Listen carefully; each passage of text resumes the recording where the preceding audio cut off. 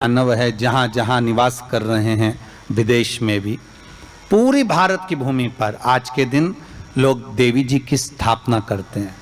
तो क्या स्थापना में क्या रखते हैं? कलश रखते हैं ना। तो कलश किस लिए रखा जाता है?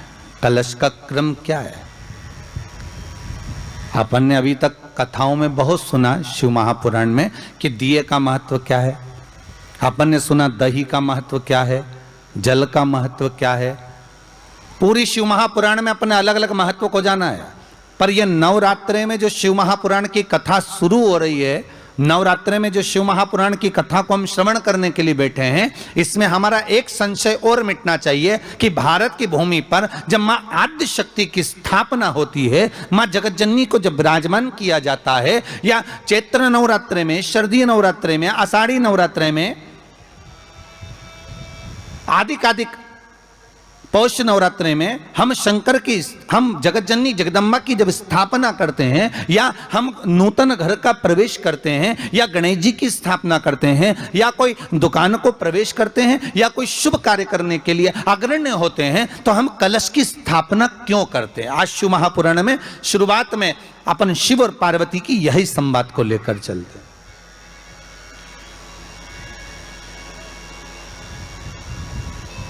आखिर कलश में ऐसा क्या है? कलश के अंदर आखिर ऐसा क्या विराजमान है कि 33 कोटि देवता उस कलश के अंदर आकर बैठ जाते हैं? महाराज,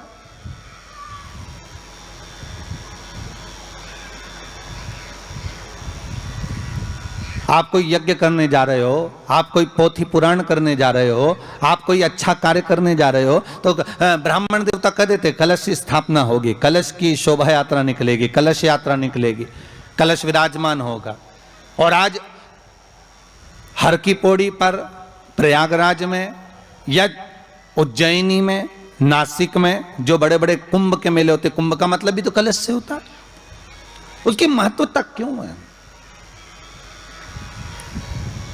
उस कुंभ की, उस घड़े की महत्वता कहां से प्रकट हो गई? शिव महापुराण की कथा कहती है महाराज, भगवान ओघड़दानी शंकर स्वयं आद्य शक्ति जगदम्बा से कहते हैं कि जगदम्बा तू क्या चाहती है बोल। तो जगत जननी जगदम्बा कहती है कि जहां मैं हूं वहां शंकर है। यह आपने कह दिया, पर जहां शंकर है वहां पार्वती का होना जरूरी है। उसके लिए सिद्ध करने के लिए एक स्थान ऐसा बनाया जाए जहां पर शंकर विराजमान है और शंकर के साथ पार्वती विराजमान है। तो शिव जी ने कहा, पार्वती, उसके लिए मैं तुझे एक सुंदर कलश का निर्माण कर देता हूं। दुनिया का रचनाकार, दुनिया की रचना करने वाले महाराज, संपूर्ण ब्रह्मांड की रचना करने वाले, जिनको भगवान शिव ने स्वयं ब्रह्मदेव से कहा है कि ब्रह्मा जी तुम सृष्टि खंड को आगे बढ़ाइए, सृष्टि की रचना करिए। और आज ही के दिन, यही चैत्रीय प्रतिपदा के दिन,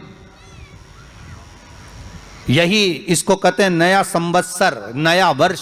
हिंदू धर्म में क्यों कहा जाता है? आज ही के दिन ब्रह्मा जी ने महाराज सृष्टि की रचना करना प्रारंभ करा था। आज ही के दिन भगवान शिव और ब्रह्मा का संवाद हुआ था। सीधे भगवान शंकर ब्रह्मदेव के पास जाकर बोले थे, हे ब्रह्मदेव, आप सृष्टि की रचना करिए। तो ब्रह्मा जी ने पूछा था, सारे नक्षत्र आपने बनाए, सारे दिन आपने बनाए, सारी घड़ियां आपने बनाई, सारा पल आपने बनाया, मनुष्य की श्वास गिनती, काउंटिंग, अर्थात मनुष्य के शरीर की रोमावली, ये सब आपने निश्चित करी है।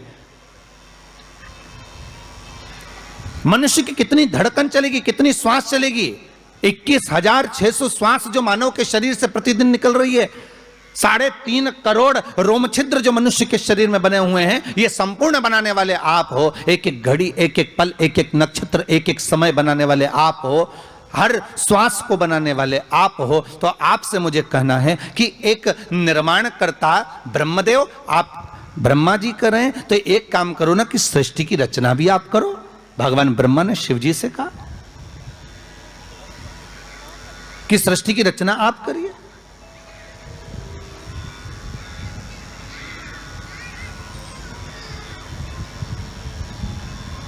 महाराज, भगवान ओघड़दानी त्रिकालदर्शी शंभु कहते हैं, मेरा कैलाशी मेरा शिव कहता है, नहीं नहीं नहीं, नहीं। ब्रह्मदेव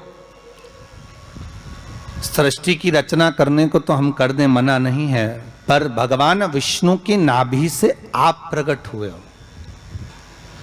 भगवान शेषनाग की सैया पर शयन कर रहे हैं, और भगवान जब शेषनाग की सैया पर शयन कर रहे हैं, उस शेषनाग की सैया से सोते हुए भगवान ने अपने नाभि कोश से आपको प्रकट करा है कमल के पुष्प के ऊपर। और आप भगवान की अंतः नाभि में, ब्रह्मदेव ना जाने हजारों वर्ष तक आप नाभि में प्रवेश करते गए, हजारों वर्ष तक आप नाभि के अंदर जाकर साधना करते रहे, और साधना करने के बाद भी आपको यह पता ना चल पाया कि आपका प्रागट्य बिंदु क्या रहा। ब्रह्मदेव सृष्टि की रचना आप करिए।